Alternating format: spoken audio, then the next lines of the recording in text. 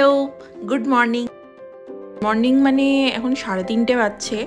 আর আজকে সেই স্পেশাল দিন, মানে হচ্ছে আমাদের বেড়াতে যাওয়ার দিন চলে এসছে। তো আমরা সকাল সকাল উঠে গেছি, কারণ আমাদের ফ্লাইট হচ্ছে 7:45-এ। তো তার আগেই আমাদের ঢুকে যেতে হবে।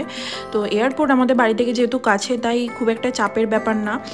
আর জানো তো, বেড়াতে যাওয়ার আগে যতই ভোর হোক, রাত হোক, সকাল হোক, বেড়াতে যাওয়ার আগের দিন কিছুতেই মানুষের ঘুম আসবে না এক্সাইটমেন্টে। তো আমারও সেই রকম ঘুম হয়নি সারা রাতি, প্রায় জাগা অবস্থায়। তো 3:30-র সময় উঠে যথারীতি ফ্রেশ হয়ে নিলাম, আর তারপরে চাটা খেয়ে আমি রেডি হতে লাগলাম, কারণ প্রায় তখন 4:30 মতো বাজছে। আমাদের 5:30টার সময় বেরিয়ে যেতে হবে। এত সকালবেলায় অন্য কোনো দিন হলে হয়তো 1000বার ডেকেও আমাকে কেউ তুলতে পারতো না, কিন্তু যেহেতু বেড়াতে যাওয়ার দিন, ওই জন্য 3টে কেন 1টা থেকেই মনে হয় উঠে বসে আছি। এত সকালবেলা তো কোনো মতেই আমি একগাদা মেকআপ করব না, এমনিতেও মেকআপ করি না খুব একটা। হালকা মেকআপের মধ্যে হচ্ছে তোমার আমি সানস্ক্রিন মেখেছি ভালো করে, কারণ যেখানে যাচ্ছি সেটা হচ্ছে পুরোপুরি ট্যান হওয়ার জায়গা। একটু পরেই সেটা তোমরা বুঝতে পারবে কোথায় যাচ্ছি না যাচ্ছি। আর সেই জন্য ভালো করে সানস্ক্রিন মেখে নিয়েছি, আর তারপরে একটু হালকা ব্লাশ, একটু কাজল, একটু লিপস্টিক, বাস আমার মেকআপ ডান। এর থেকে বেশি কিছু করব না, কারণ অত সকালবেলায় খ্যাপার মতো সেজে যাওয়াটা ঠিক আমার ভাল লাগে না। আচ্ছা, এই মেকআপ করতে করতে কাদের মুখ চোখ এরকম নানা রকম আকৃতির হয়, কমেন্ট সেকশনে জানিও। আমার তো হয় এরকম। ওকে, একদম আমি full ready, Debanjan full ready হয়ে গেছে। এবার আমাদের ক্যাব বুক করা হয়েছে, আসছে ক্যাব। তো তার আগে একটু দেখে নিই নিজেকে কীরকম দেখতে লাগছে, আর আশা করছি ভালো লাগছে। কেমন লাগছে অবশ্যই কমেন্ট সেকশনে জানিও। চলো তাহলে যাওয়া যাক। ঘরটা দেবাঞ্জন ভালো করে লক করছে, ততক্ষণ আমি নিচে যাই, গিয়ে দেখি যে ক্যাবটা এসছে নাকি। 1000বার অলরেডি ফোন হয়ে গেছে, ও রাস্তা বুঝতে পারছে না। তো নিচে যাওয়া যাক।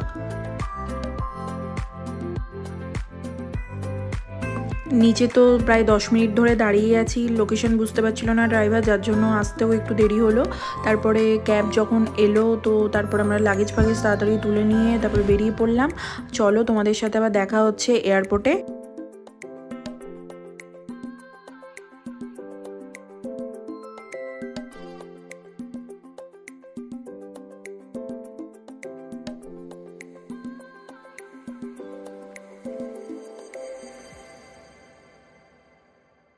চলে এসেছি আমরা এয়ারপোর্ট, আর যেহেতু ভোরবেলা ছিল ওই জন্য আরও তাড়াতাড়ি পৌঁছে গেছি।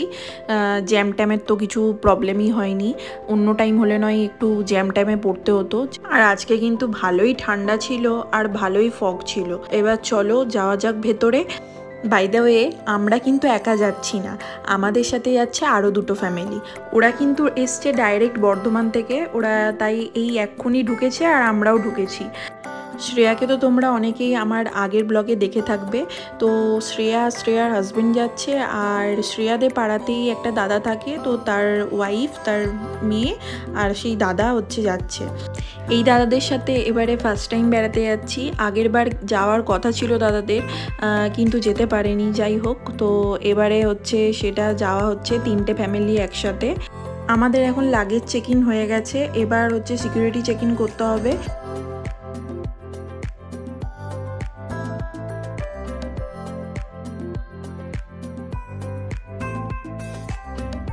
আমাদের সিকিউরিটি চেক ইন হয়ে গেছে, বোর্ডিং পাসও পেয়ে গেছি। চলো এবার যাওয়া যাক, কারণ আমাদের আর বেশি টাইম নেই। কিছুক্ষণ টাইম ছিল যেটা আমরা একটু ছবি টবি তুলে কাটিয়ে নিয়েছি। তো এবার আমাদের কলিং শুরু হয়ে গেছে, এটা মনে হয় লাস্ট কলিং ছিল। তো আমরা চলে এসেছি।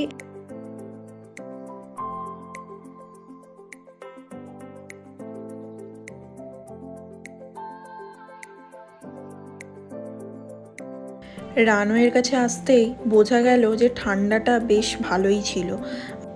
আর একটু দুঃখ হচ্ছিল যে এইরকম ওয়েদার, যে কিচ্ছু ভিউটা দেখতে পাবো না যখন ফ্লাইটটা টেক অফ করবে। সূর্যি মামা হালকা হালকা উঠছে, কিন্তু যা কুয়াশা আছে সেটা বোঝাই যাচ্ছে যে কিচ্ছু দেখতে পাওয়া যাবে না। তো আমরা যথারীতি আমাদের সিট নাম্বার দেখে বসে পড়েছি। আর দেবাঞ্জনের বহুত দুঃখ, কারণ আমি ওর উইন্ডো সিটটা নিয়ে নিয়েছি। এটা তো হবেই, জানো যে উইন্ডো সিট পেলে তো আমি নেবই, মানে এটা সব মেয়েরাই নিয়ে নেয় তার হাজব্যান্ডের কাছ থেকে। তো আমিও নিয়ে নিয়েছি। আমাদের ফ্লাইট কিন্তু একদম রাইট টাইম ছিল, যথারীতি সময়ে টেক অফ করলো।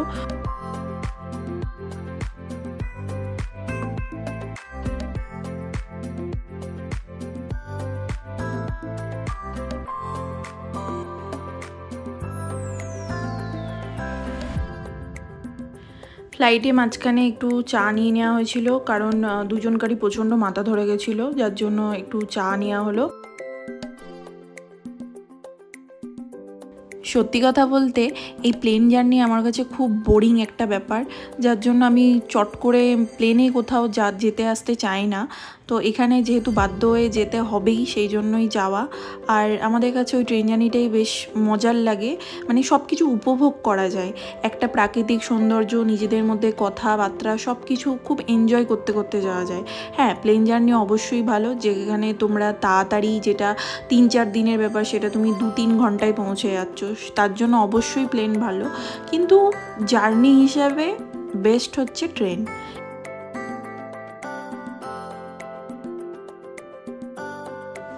এবার তোমাদের তাহলে বলেই দিই কোথায় চলে এসেছি আমরা গোয়াতে, দেখতেই পাচ্ছ।